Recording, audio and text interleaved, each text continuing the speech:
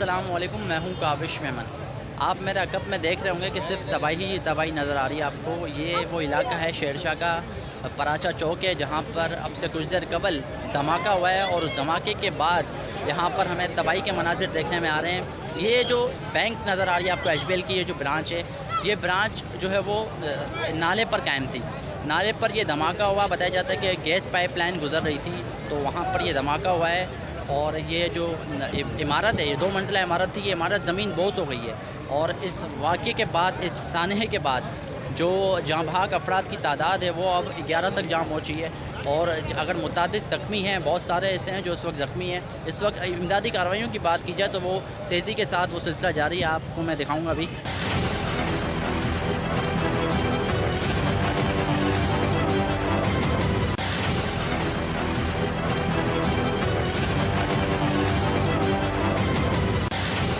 ये एक बहुत बड़ा मसला होता है कि जब कोई ऐसा सानहा, जब कोई ऐसा वाक़या होता है तो हमारे यहाँ लोगों का मसला ये है कि आप मैं देख भी रहे होंगे ज़रा अकब में कि लोग जमा हैं। ये बात मुझे समझ नहीं आती कि भाई जब एक यहाँ पर धमाका हुआ है तो लोगों को क्या मतलब, लोगों को क्या ऐसा कि कीड़ा है कि भाई इतना बड़ा हादसा हो गया, लेकिन लोग तमाशा देखने के लिए यहाँ पर जमा है। तो इसकी वजह से अब आप देखें कि ये जो इस वक्त रेस्क्यू ऑपरेशन चल रहा है, ये जो इस वक्त रेंजर्स की नफरी खड़ी हुई है, जो इस वक्त पुलिस वाले काम कर रहे हैं, उनको शदीद मुश्किलात का सामना करना पड़ रहा है। मैं देख रहा हूँ बार बार पुलिस वाले डंडे मारकर भगा रहे हैं लोगों को, लेकिन वो लोग जो हैं वो मान नहीं रहे। इसकी वजह से जो ऑपरेशन है उसमें शदीद जो है वो मुश्किलात का सामना करना पड़ रहा है। इस वक्त मैं मौजूद हूँ, शेरशाह का इलाका है, पराचा चौक, जहाँ पर धमाका हुआ है। और उस धमाके के बाद जो है वो कानून नाफिज करने वाले इदारे पहुंच चुके हैं, पुलिस की नफरी पहुंच चुकी है। और जो कार्रवाई का सिलसिला है जो धमाके के बाद होती है वो तेज़ी के साथ जारी है।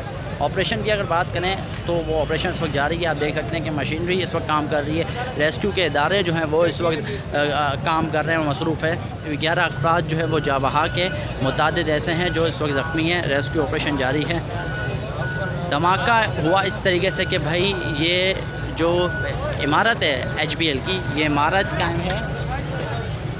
कायम है नाले पर।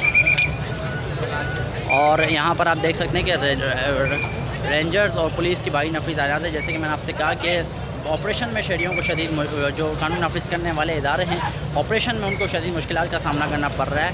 आप ये फुटेजेस हैं वो देख भी रहे हैं कि बाहर रेंजर्स वाले कि लोग यहाँ से जाएँ, क्योंकि एक हादसा हुआ है, एक सानहा हुआ है और कुछ नहीं कह सकते कि थोड़ी देर बाद कोई और धमाका हो जाए। तो इसी वजह से यहाँ से लोगों को मुंतकिल किया जा रहा है, यहाँ से लोगों को भगाया जा रहा है। लेकिन लोग जो हैं वो किसी की सुनने के लिए तैयार नहीं है। इंतहाई अफसोसनाक वाक़या है। मुख्तलिफ जो सियासी शख्सियात हैं वो भी अब से कुछ देर कबल यहाँ पर आई थी, यहाँ पर पहुँची थी और उन्होंने मीडिया से भी गुफ्तगू की, इस वाक़े पर भी अफसोस का इज़हार किया। अभी मैं कुछ देर पहले मुझे ये खबर मिली है कि आलमगीर खान साहब जो हैं उनके वालिद इस हादसे में जो है वो जाँ बहक हो गए। इंतहाई अफसोसनाक खबर है। तहरीक इंसाफ के कारकुन हैं वो आलमगीर खान और उनके वालिद बताया जाता है कि इस सानहे में, इस हादसे में जाँ बहक हो गए। तो अब देखते हैं कि आगे क्या अपडेट्स हैं वो भी आप तक पहुँचाते हैं, लेकिन अब तक के लिए इतना ही। आगे जो भी अपडेट्स होंगे वो अभी आप तक पहुँचाएँगे।